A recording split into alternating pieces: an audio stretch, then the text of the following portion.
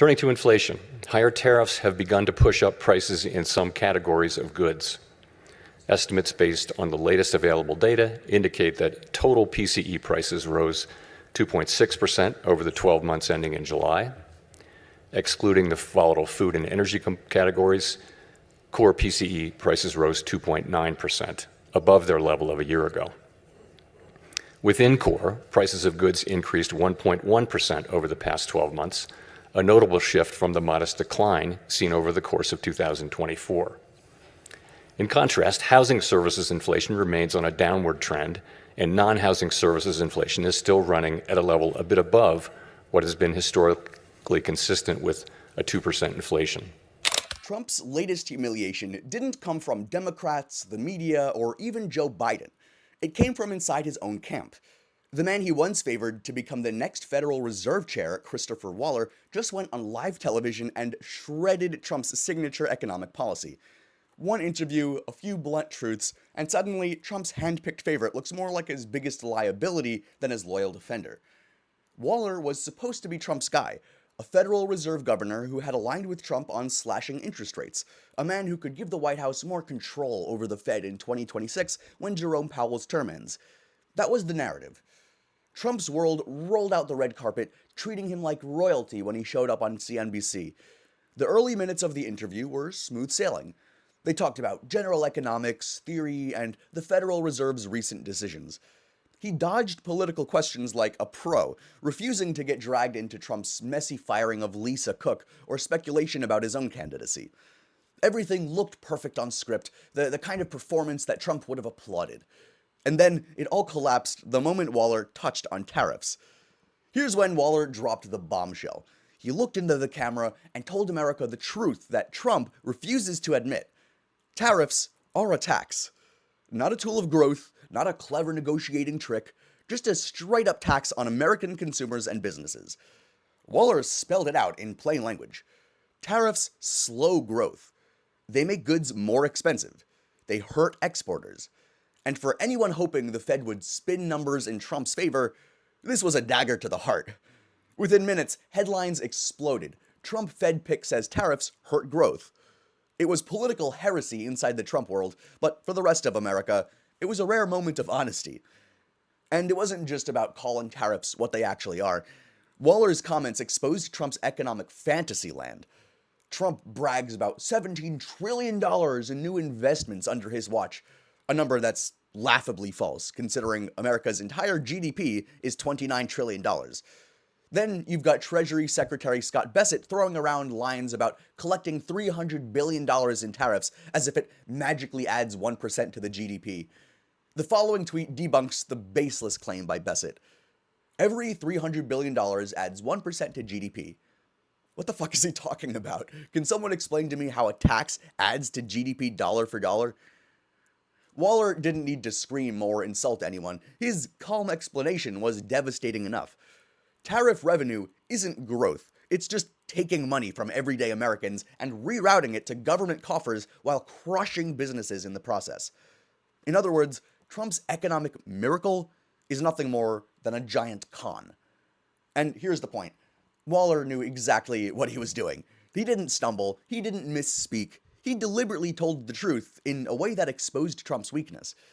This was supposed to be the president's ally, his inside man at the Fed. Instead, he showed the country that Trump's so-called economic strategy is nothing but smoke and mirrors. And for Trump, that's the ultimate betrayal. And joining me now exclusively is Treasury Secretary Scott Bessent. Mr. Secretary, welcome back to Meet the Press. Good morning.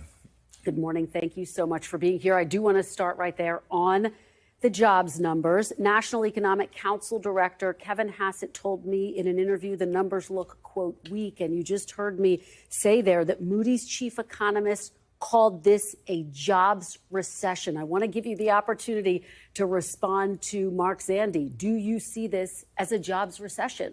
Well, Kristen, when I was here with you in April, there was a panic because the stock market had gone down, and you remained pretty calm, but a lot of other mainstream media people were in a complete lather over the stock market performance. President Trump held the views on tariffs. He was proven right. We had the quickest stock market recovery in history. We're at new highs in August. And we're not going to do economic policy off of one number.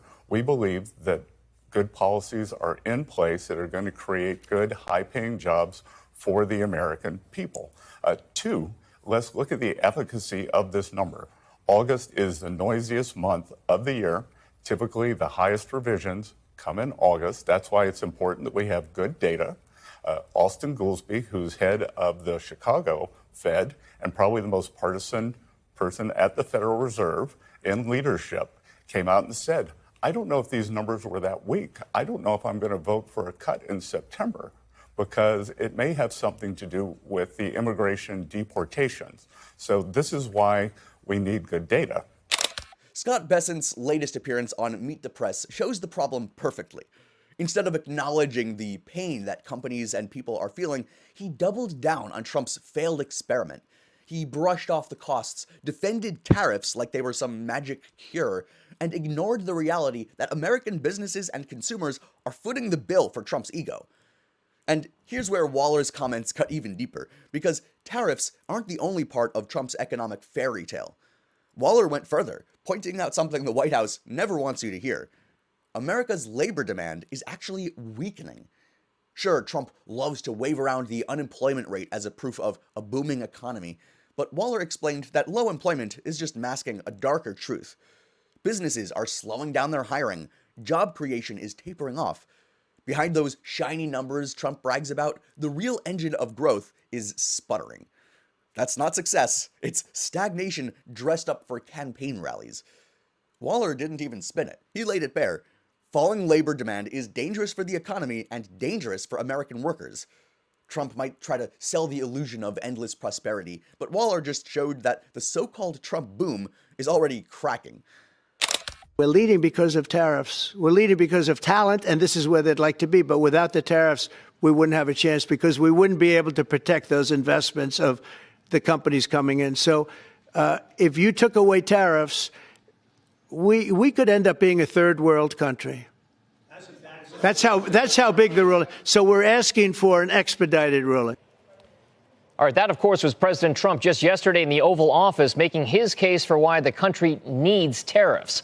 But what happens if the Supreme Court's decision does not go his way? Megan Casella is in Washington, D.C. with that story. Megan. Hey, Dom, it's a huge question right now. So the vast majority of tariffs imposed so far this term would fall away if the president loses this case. And that would mean a big drop in revenue, just over $500 million expected to come in over a decade if the court ruling holds, according to the Tax Foundation, versus $2.3 trillion estimated now. But the White House has vowed to find other ways to impose the tariffs, in part to keep up that revenue.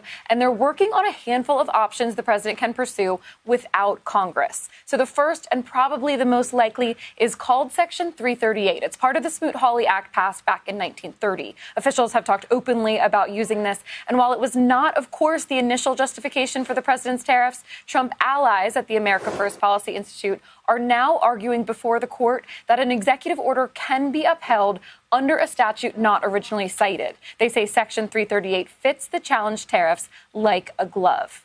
Trump's Oval Office rant shows his desperation. He's selling tariffs as if they're America's lifeline, warning of third world collapse around them. It's pure fear-mongering. Courts are circling, revenue projections collapsing, and yet Trump clings to tariffs because they're his only talking point left, an empty shield for failed leadership. And that's why Waller's defense of the Federal Reserve's independence hits so hard, because at the heart of this story isn't just tariffs, it's Trump's obsession with control in any way. He spent years trying to bully the Fed into bending to his political agenda. Rate cuts when he wants them, interest decisions that serve his re-election, not the economy. But Waller made it crystal clear. The Fed isn't Trump's toy. He looked the country in the eye and said, independence is non-negotiable. And that's how the system is designed, to protect America from exactly this kind of political interference. For Trump, that was another slap in the face. Because if the Fed stands independent, his economic theater falls apart. Trump doesn't want truth or balance. He wants loyalty. And when Waller refused to give it, he turned from favorite to foe in the blink of an eye. And here's the fallout. Christopher Waller's comments may have been calm, measured, even understated, but inside Trump's world, they landed like a grenade. The man once praised as a loyal ally is now whispered about as a traitor, just like so many others. Palace intrigue is the only way to describe it. Reports suggest Waller has already slipped off Trump's shortlist for Fed chair. And why? Because he dared to tell the truth about tariffs, labor demand, and independence. That's all it takes in Trump's orbit. One moment of actual honesty, and you're out. Jerome Powell will remain Fed chair until next May, with the 2026 decision hanging like a storm cloud. But Trump's greatest problem isn't Powell or even Waller. It's that the Americans who just witnessed a supposed Trump loyalist expose all the lies. Once the curtain is pulled back, it can't be closed again. No spin, no fake news finger-pointing, no rallies can erase the truth. Trump's economic fantasy has been punctured from within, and that betrayal may prove more damaging than any attack from his political opponents. Trump's problem isn't the media or Democrats, it's reality. His own ally exposed tariffs as attacks, as it is, and his economy as smoke and mirrors, as it is. Once Americans see through that illusion, no bluster can cover it. The emperor has no clothes, and now everyone finally knows it.